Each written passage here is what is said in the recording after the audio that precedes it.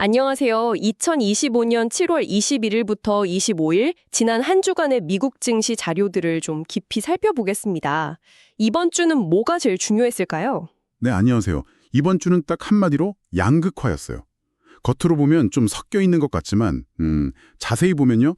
특정 그룹, 특히 대형 기술주들이 시장을 확 끌어올리는 그런 모습이었죠. 아, 양극화요. 네, 보내주신 자료들 보면서 왜 그랬는지 또 뭘 봐야 할지 같이 얘기해보죠. 그게 지수 움직임에도 바로 나타났네요. 나스닥은 주간 플러스 1.6% 올랐잖아요. 꽤 강했는데 역시 AI 기대감 때문이었겠죠? 맞습니다. 그 엔비디아, 알파벳 이런 기업들이 AI 이슈로 확 오르면서 나스닥을 끌어올렸어요. 근데 S&P 500은 플러스 0.8% 상승에 그쳤거든요. 절반 정도네요. 네, 이건 기술주가 아무리 강해도 다른 쪽, 방어주나 산업주가 좀 부진하니까 이게 상쇄된 거죠. 다우존스는 아예 마이너스였어요. 마이너스 0.3%. 전통산업 비중이 높다 보니 좀 약했습니다. 결국 돈이 소수 기술주로 확 쏠리고 다른 데서는 오히려 좀 팔았다. 이런 거네요. 그렇죠. 차익 실현도 있었을 거고요. 그럼 구체적으로 어떤 종목들이 움직였는지 좀 보죠. 역시 AI가 주인공이었나요? 네, 단연 AI 테마였습니다. 엔비디아는 모건 스탠리가 목표가를 올린 것도 있는데 그 이유로든 AI 서버 수요의 구조적 확장 전망, 이게 시장의 장기 기대감을 더 키운 것 같아요.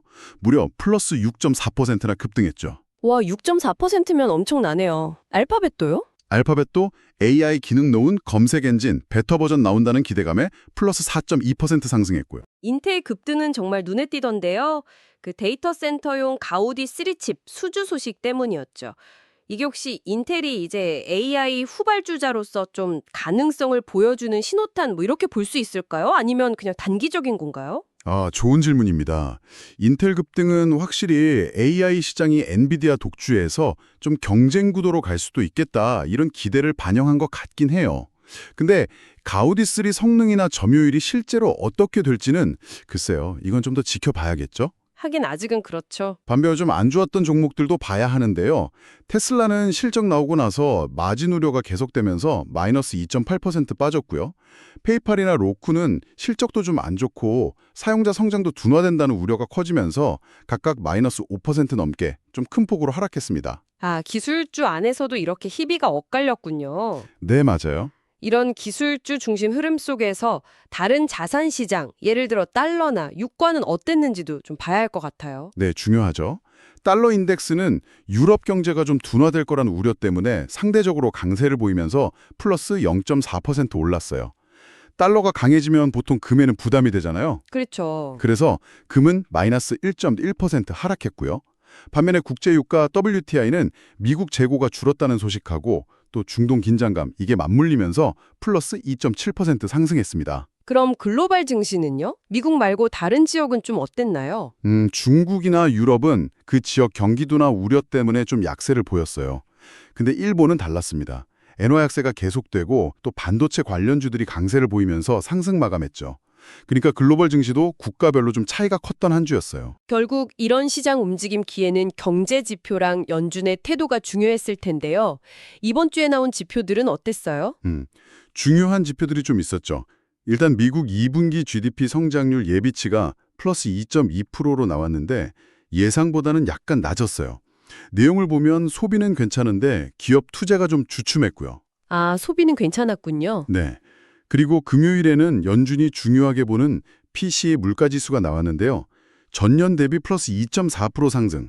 시장 예상하고 딱 맞았습니다.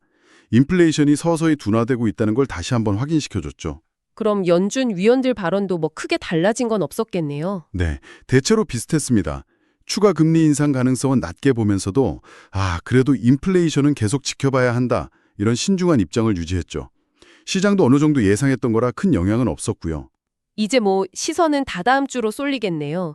마이크로소프트, 애플, 아마존, 빅테크 실적 발표가 줄줄이 있잖아요. 맞습니다. 다음 주가 이번 분기 실적 시즌의 진짜 하이라이트죠. 이번 주를 정리하면 결국 AI라는 아주 강력한 스토리를 가진 소수 빅테크가 쭉 달리고 나머지는 좀 조정받는 이런 양극화가 핵심이었어요. 물가는 안정되는 추세지만 연준은 신중하고 달러는 강한 환경에서 기술주 중심의 성장 스토리가 여전히 시장을 지배하고 있는 거죠. 그럼 다음 주 실적이 좋게 나오면 이 흐름이 더 강해질까요? 더 오를 가능성이 높지 않을까요? 꼭 그렇지만은 않을 수도 있어요. 실적이 예상대로 좋게 나와도 그동안 기대감으로 주가가 이미 많이 올랐기 때문에 오히려 뉴스에 파는 현상, 그러니까 차익 실험 매물이 나올 가능성도 배제할 수는 없습니다. 단기적으로 변동성이 커질 수 있다는 점은 생각하셔야 해요. 아, 실적이 좋은데 오히려 팔 수 있다. 흥미로운데요. 자, 그럼 마지막으로 이번 분석을 통해 우리가 좀 더 생각해 볼 만한 점이 있을까요? 네, 지금 시장이 소수의 아주 큰 기술 기업들, 그리고 그 기업들이 이끄는 AI라는 이야기에 상당히 의존하고 있잖아요. 여기서 이런 질문을 던져볼 수 있을 것 같아요. 만약 이 AI 스토리가 예상치 못한 규제나 아니면 기술 발전 속도가 기대에 못 미치는 상황에 부딪힌다면 시장은 과연 어떤 다른 길을 찾아 움직이게 될까? 이걸 다음 시장 흐름을 읽는 어떤 실마리로 삼아보시면 어떨까 싶습니다.